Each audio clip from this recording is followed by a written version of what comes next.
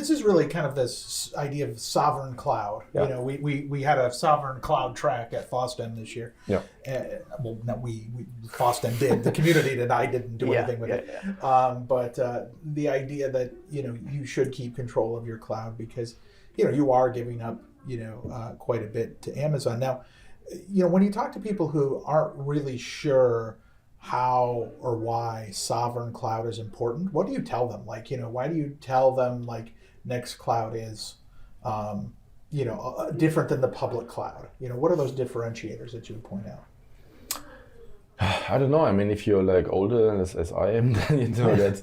I mean, in the past you were able to install your own server infrastructure, pick your provider, pick your hoster, configure it as you want, and you have a lot of freedom and flexibility. And nowadays with software as a service, it's just one size fits all, right? You just like, you use the product as it is, or you don't use it. And every time you have some special requirements. It might be that you handle like huge amount of data. Another customer of us is, for example, DAISY, which is a German particle accelerator. They produce petabytes of data.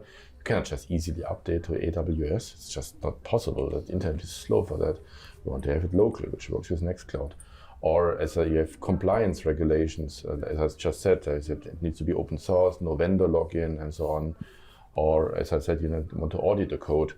So there are lots of reasons that like the public cloud just doesn't fit.